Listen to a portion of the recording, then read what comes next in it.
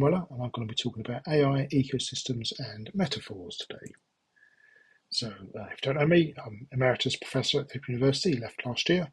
I'm also a member of the board at the National Extension College. So the aim of this talk is really to try and to give you a couple, I think, of very interesting metaphors about artificial intelligence, but really more the sort of higher aim is to highlight the potential of metaphors in general and to help us think through some of the challenges that we're facing with AI. So I'll give a couple of metaphors focusing on ecosystems, and then from there I think we'll use those to kind of consider how metaphors can inform our responses to AI and maybe have some closing thoughts and discussions. So just to start off on metaphors, I wrote a book a few years ago called Metaphors of EdTech, and there's the lovely cover by Brian Mathers. So a dictionary definition of metaphors, just so we're in agreement what we're talking about here, is a figure of speech in which a word or phrase is applied to an object or action to which it is not literally applicable. But also I think here I'm using metaphors. When psychologists talk about metaphors, they use it as a kind of overarching term to also encompass analogy, simile, all those kind of non-literal uses of language. And they're very useful in education. They allow us to understand a new subject, something we don't understand, by comparison with an old subject that we do understand. They also allow us to bring new thinking to the domain. Often if we're kind of stuck with a particular problem, one way to kind of get through that to a solution is to bring in outside thinking, and metaphors are a good way to do that. They also allow us to explore future directions when we're not sure where things are going. We can think of historical analogies or other analogies from another domain and think, well, that's what happened there. Maybe similar things will develop here. And that's what I hope to do today in part. But also they're much more fundamental than that. They in fact shape our thoughts, shape how we respond to the world around us. And it was the work of Lakoff and Johnson in the book Metaphors We Live By that really helped change this view of metaphors from just a literary tool, something that poets like using, to go to think they're much more actually fundamental in how we think and how we interact with the world. So Geary says metaphor is a way of thought long before it's a way of words. So actually it's how we think and how we perceive the world. They help shape our language and thinking in very fundamental ways, but often we don't even appreciate or acknowledge that we're using a metaphor. One piece of research suggests that we use a metaphor for every 10 to 25 words, which seems a lot. But if you think about, you might say things like, "Oh, I see your point," but we don't mean literally there that you see it. You mean I understand your point. So you're using the word "see" in a metaphorical sense. So I think those are the kind of examples of a lot of the metaphors we use kind of all the time without even realizing it. And often that's also an example of a lot of the metaphors are very deeply embodied in our physical sense in the world. And as a kind of aside, I think it's interesting that artificial intelligence doesn't have a physical sense, as it were. So I wonder how, what it will think of metaphors, how it will work with metaphors. Another really interesting aspect of metaphors is they really help us shape our solutions to things. And versions of this experiment have been done by lots of psychologists with lots of different domains. So one example is this group of psychologists took two groups of subjects. They give one subject lots of articles where crime is talked about in terms of a disease sort of within a community, and the other group would get an example of lots of articles where they talk about crime as a monster sort of preying on a community. And then those two groups are then asked to come up with or rank solutions to dealing with crime. And they all favour different solutions depending on what metaphors they've been exposed to. So I think that's kind of really interesting because you often hear that politicians are giving you metaphors or using metaphors. So then the solution that they're proposing seems logical because you've kind of been wrapped up in the metaphor. And similarly, when people are trying to sell you something, often they'll talk about something in a very metaphorical manner, and then their solution to it, which they want you to buy, seems that the logical steps. I think if you're not prepared, if you're not on alert to metaphors, then sometimes you don't realise that's actually what you're being pitched. It's not so much the solution, but the metaphor that underlies it. So this is just very simply how metaphors work. So you start with the source domain, which is something you do understand, and your target domain is something you're trying to understand.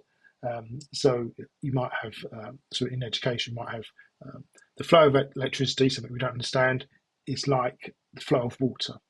And you might map across some characteristics, and it's like this because if it goes down a pipe and there's more of it trying to get through a smaller space, then you get resistance and so on. But it's also interesting to understand it. not all those characteristics map across. So sometimes people say, oh, it's not like it, but it's not like it because of this. Well, that's true, because if all of those characteristics mapped across, it would be the same thing. So you need to be aware of which things don't map across. But also you can have a kind of dialogue between the two domains, where the target domain is then also making you think more deeply about the source domain. You have this kind of generative interaction between the two. So there's a nice quote here, I think, from Robert Frost that says, unless you're at home in the metaphor, unless you've had your proper poetical education in the metaphor, you're not safe anywhere, because you're not at ease with figurative values. You don't know the metaphor in its strength and its weaknesses. You don't know how far you may expect to ride it and when it may break down. And I think that's interesting because you hear you sort of really get into saying you're not safe, and the metaphors can be used to manipulate you. Also, you need to know how far you can go with them and when you need to stop using them. And it's actually something we need training in almost. So I'm not going to play these videos, but I've got two videos here which are used to sum up my feelings about AI. The first is cats doing funny things generated by AI. I mean, the main use of the internet is to make cat memes. So that looks fun, great. Let's play around with cat videos. The second is Alan Partridge video, in which he's got a robot dog that he's being hunted by, and he becomes very unnerved by it, and he goes and hides in the corner. And that's how I feel sometimes, like, when I'm getting all these companies trying to sell me unwanted AI solutions. Just go away. Oops. They're playing those videos. I didn't mean that to happen. Here we are. Okay. So I'm about to talk about information ecosystems, but before that, I've got a warning from a very wise man, that's me, who once said, so in the Metaphors of EdTech blog, I said, metaphors drawn from nature are probably the most prevalent and the most dangerous of metaphors. Making appeals to what is deemed natural and applying it to any form of human endeavour has led to lots of justifications of things like social Darwinism, misogyny, repression, with this kind of implication that certain states are naturally, in quotation marks, occurring, and therefore inevitable. So I think you should always approach any metaphor that draws on nature with caution. So having said that, I'm going to use metaphors drawn from nature. So the first thing I'll talk about, that this is also a metaphor, is the idea of information as an ecosystem. So an ecosystem itself is defined as all the living things in an area and the way they affect each other and the environment itself. But it's also been expanded to mean any complicated system consisting of many different people, processes, activities, especially related to technology and the way they affect each other. And so an information ecosystem, the definition I'm choosing here, is all structures, entities, and agents related to the flow of semantic information relevant to a research domain, as well as the information itself. So I think the key point from these definitions is that you've got many different agents, many different elements in an ecosystem, and it's how they influence each other that's really important. So if you change one thing, there's nearly always an impact somewhere else in the ecosystem. So you need to think about those interactions. So before we delve into looking at AI and how it impacts the ecosystem, little game here. It's been interesting to see AI being used in all sorts of media headlines. It's just, there is no holds on this now. And I think that the point of this is, it's fun, but also to demonstrate the power of why we need metaphors to think through this stuff. People are saying AI can do everything now, or anything you can possibly think of. And so you really need a kind of a framework, I think, to kind of think this stuff through. So a little game here. Which of these has not been a media story? 1, an AI-powered pet collar, so your dog can talk to you. 2, AI as a dream interpreter that analyses your dreams and recommends your next meal based on these dream themes. 3, an AI-powered school where students only need to attend 2 hours a day. And 4, an AI-powered system that creates a digital twin of you so it can attend meetings on your behalf. You probably got the right answer. The answer is number 2. That isn't actually a media story, but the others are pretty bullshit crazy too, right? And actually asked ChatGPT to come up with crazy ideas of AI, and it came up with number 2 for me. So there we are. So now I want to think about what we currently, some impacts, not the only impacts, but just some impacts of AI just in the information ecosystem, not elsewhere. We're just looking at the information ecosystem here. So there are a number of these I think we can pull up just as examples. The first is this idea of summaries. Many of you may have seen the Apple AI adverts that are going around at the moment. And the thing they're really pitching is the idea that it can summarize information for you really quickly, which is kind of useful. But also, you may have also seen the story that Apple AI was summarising BBC News stories and sharing those headlines with BBC News logo on it, and actually getting them completely wrong. And the BBC threatened to sue them, and they took them down. So that's a really good example of where the AI version of it was just not only not quite what they were saying, but completely wrong. But that's what people were getting to see, and how that influences the information ecosystem. So those things can then spread very widely. Another example was the Washington Post, which recently said it's going to stop people having access to its archive. Instead, what you get is access to the AI system that's been trained on its archive. So it says this tool searches articles published by a newsroom since 2016 and ranks the results based on relevancy. We then use a large language model to write a response to answer your question. That's what you're getting, is the AI interpretation of what you've asked. It's like, that's a terrible thing for researchers. As a researcher, there will be a lot of nuance and subtlety and detail in the actual archive that you want to get to, not just the AI summary of that archive. And so I think it's just one of the interesting things here. We're seeing that not just you can't get some of the stuff information, or it's getting it wrong, but just the whole idea that the summary is the only thing you need. Summarization of knowledge is the be all and end all. And there's already a talk that AI is going to run out of human content to train on. So soon it's going to be training on itself, training on AI content. So we're going to get summaries of summaries. You think about that further down the line in the information ecosystem, how difficult it will be to kind of find the actual source knowledge that you once wanted. Another impact of AI on the information ecosystem is what's called botaganda. So use of AI bots to spread propaganda, or spread false news stories. And an interesting bit of research, someone found that human tweets replicated bot tweets to quite a high degree. So not the other way around. So particularly in the use of language and the use of emotion around particular stories. So people would see these bot tweets and then start themselves talking in a similar way or expressing similar views. Some of you may remember when Trump came to power the first time, his white supremacist chum, Steve Bannon, said the real opposition is the media. The way to deal with them is to flood the zone with shit. By which he meant that, if people are responding to one ridiculous story, you've already hit them with another 30 stories anyway. And this just creates complete disorientation. And you think about that's what people could do then. What you can do now with pretty good AI bots to just generate stories and put out there. And then people have to just feel completely disoriented. They're responding to this stuff coming to them from all different ways. And worryingly, humans can't tell the difference between AI bots and human content, often getting it wrong 58% of the time. Another impact of AI in the information ecosystem, particularly relevant to academia, is the use of AI to generate academic content. So one report found that 60,000 academic papers may have used AI last year. Other studies focus on more than one domain, or focused on particularly in one domain. For instance, computer science found that up to 17.5% showed signs of AI writing. So research papers are things that we value highly, and AI can produce pretty good replicants of these things, and that presents a real problem if people can't detect that, or how true it is. You may have also seen AI hallucinations, so these references that maybe even by people that look real, look good, but don't exist at all. And also student use of AI in assessment. Perhaps this study here only found 5% of them were putting in generated text, so maybe not as bad as we think, but we certainly know that we're having to respond to that, and that's becoming a real thing.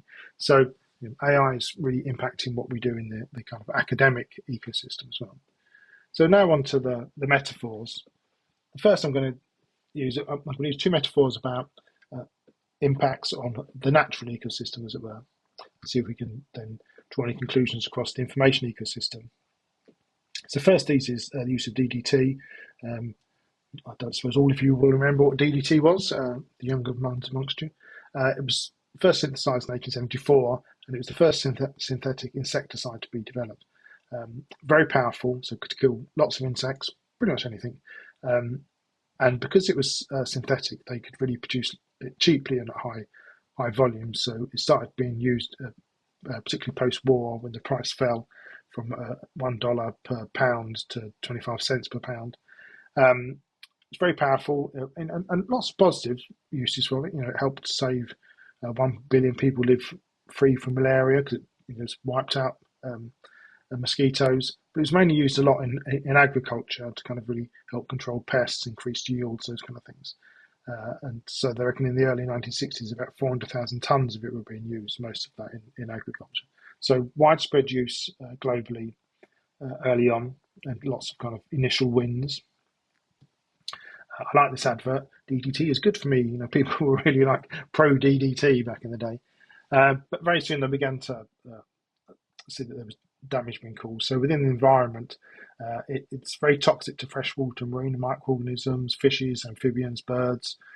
And it really persists for a long time. It doesn't break down, so it persists in the soil. So, long afterwards, it's still sitting there.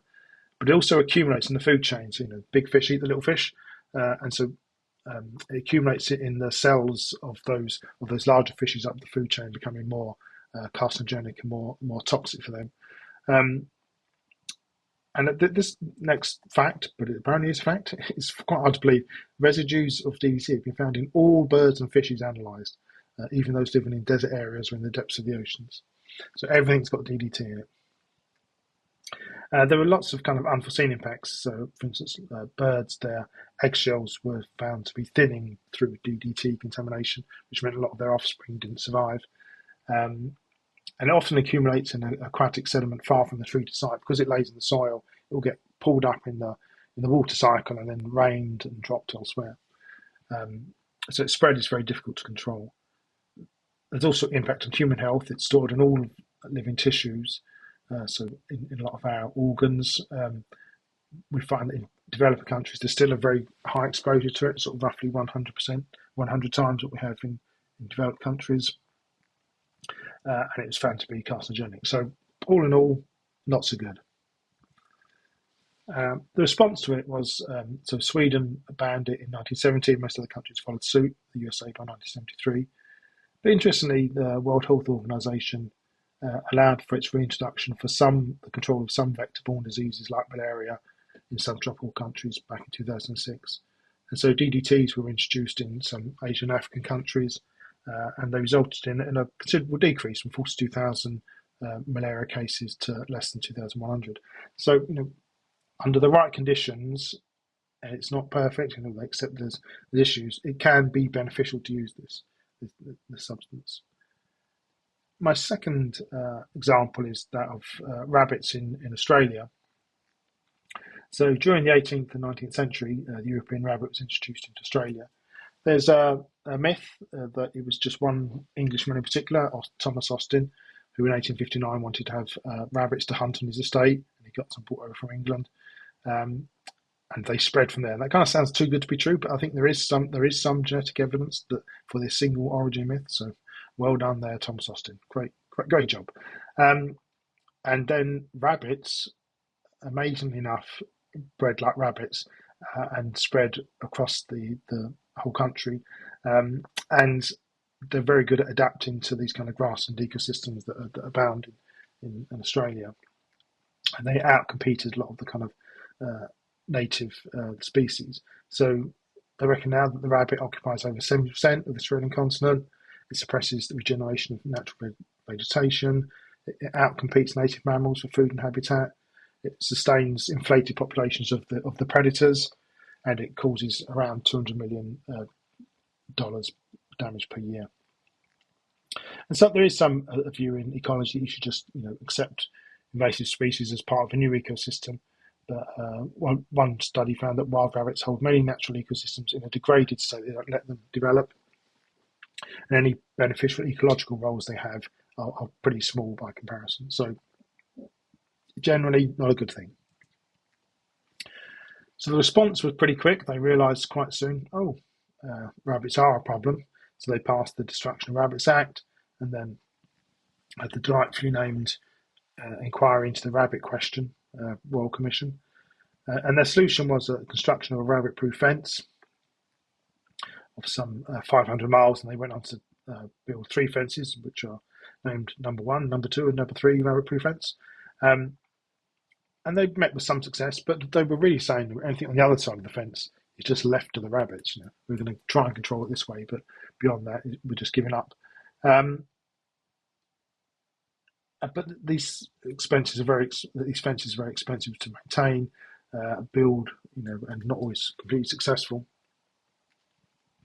A second approach was to introduce predators, so cats and red foxes, which again reasonably successful, but you tend to get these boom and bust population cycles where the predators feed a lot on the rabbits, which then their population declines.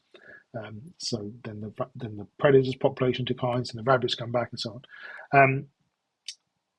And they've also seen some prey switching from the predators to the native species, which are the ones you're trying to protect in the first place, particularly with the rabbit population crashes. So the next step was to introduce, sort of really go full hog and go biological warfare. So they introduced the disease myxomatosis and rabbit hemorrhagic disease, which are specific just to rabbits. They don't seem to spread further. That's been quite successful. You've seen some rebound in the native species, and the rabbit still persists. And there is some evidence maybe of immunity developing amongst the rabbit population. That's quite an extreme response thing. So we can now think about some of the metaphors that these, some of the themes that these metaphors give us. I think we can see, particularly with the DDT one, there was this kind of initial optimism at the start about its usage, and over-application to situations, and just use it to control everything. And like with the rabbits and DDT, there was a lack of care in the implementation early on. And then there's this kind of difficulty once it's kind of got out of control of any post hoc measures you put into place, and it would have been easier to control it from the start. But once you've just allowed this thing to run wild, any post hoc measures become quite difficult, such as the rabbit-proof fence. Also, I think particularly with DDT and other chemical examples, anyone who expressed doubt early on was often dismissed as kind of just fear-mongering or just not getting it. We also see that the impact is not evenly distributed. I mentioned DDC pollution is felt more by developing countries, and similarly the rabbit population impact is often felt by indigenous Aborigines and so on. And some of you may have seen the brilliant film and good book, Rabbit Proof Fence. So it's not just that everyone's impacted equally, but it kind of hits some people, and it's no surprise that people it hits harder more than others. It's really the rich and the elite. So we can now think about the potential impact of artificial intelligence.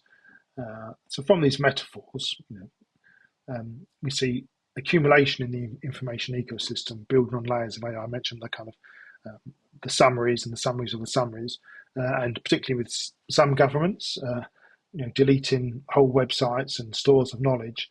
We might only have the AI interpretation of these things, and sometimes, like with the hallucinations of reference, we don't know whether those things are true or not, whether they're just things that are made up. And you can imagine in the future trying to build upon, trying to find what was the actual data here, what was the evidence here, when all we've got other kind of summaries of AI. There's a spread beyond the immediate area of application, with the rabbits and with DDT, we saw that. And we see that with bots, whether it's people sharing stories across different platforms, or even like the media, the mainstream media having to respond to stories that have come about through bots on AI just because a number of people have come to believe them to be true or whatever. Unpredicted impacts, who knows what will be determined. We're already seeing lots of impacts within higher education as we struggle to change our assessment practices, for instance. Very rapid spread. You have to think about, around the time of the pandemic, AI was sort of, around, but not that big, and how quickly it spread. It's become like just the main story nearly everywhere now, and how every company is proclaiming themselves to be an AI first company. There's displacement of existing agents, the native flora and fauna we saw with the rabbits. And in this case, the existing agents were probably going to be people, with all the stuff about AI coming for those jobs. And typically, as we saw, the impact is not borne equally, that the type of jobs that get impacted upon won't be those of the elite. And one thing that's kind of really stressed in these both these things, that responses are expensive and they're not always effective. So once the problem's gone out of hand, it's quite expensive to try and control it, and you're not always successful in doing that. Those impacts spread through the ecosystem very quickly. So this allows us to think also about possible responses that these metaphors suggest. I want to just stress here again, my point is not to say these have to be the responses to AI, but rather to emphasize the point of thinking through metaphors and how the use of these metaphors allows us to think about some possible responses. So the first is to do nothing. There's a strong school of thought that you should just leave ecosystems be and just allow them to develop. The second is to create these kind of human content boundaries, if you like, the rabbit-proof fence of knowledge. So we might, with journals and things, say there's no AI content beyond this boundary, and how difficult that is to implement. Just with the rabbits, we might introduce predators. So maybe we develop AI bots to hunt down the AI bots. I'm sure nothing could go wrong there, but we might do that. We might legislate, like with ethics approval, you have to apply to use AI in certain manners, like with DDT and or bringing animals into Australia. It's very controlled. It can only be used in certain ways. Or we might say, no, this is too dangerous to even think about. We're going to outlaw it completely. You can think about if any of those responses seem A, realistic, or B, preferable to you. I'm not going to say if any of them I think are good. But I think the point is that by thinking through metaphors, we can then think about, okay, what should we do if we don't want to replicate some of these things here, if those metaphors are valid. So just some final thoughts. We've learned to be very careful of the physical environment. People are rightly very wary of use of chemical agents, and we don't really see this kind of wonder chemical view anymore that we did with DDT or indeed with radium and other examples we could think of. But we seem to be remarkably careless, in my view, with the information environment, and demonstrate some of that similar hubris that I think we can see back in the sort of 50s and turn of the century. And I sort of laughed about that DDT advert, about how optimistic and naive people were about its use. But I wonder how people in the year 2100 will look back on our attitudes a bit and think, my God, they just let AI go off and do all this stuff and deleted all the original records. But one point, whenever you're using metaphors, it's always important to think about the opposite. So, I use some negative metaphors here, really. You can think about the ones which are much more positive about the use of AI and the potential benefits it might have for us all as well. So you need to kind of think through those other metaphors as well, I think. But I do think in general, AI is challenging us, particularly higher education, and often we're kind of flailing around with how to respond to it. I think metaphors provide a key way to engage with it. I think it's impact through. So if you're struggling to think, what should we do about AI in my discipline, in my university, in my course, then one way to think that through might be to have a metaphor workshop, if you like, to come up with metaphors and think, if this was the case, what would be the impact for AI? So that's it. Here are my references, or are they just AI hallucinations? And thank you. You can connect with me here. So thanks very much.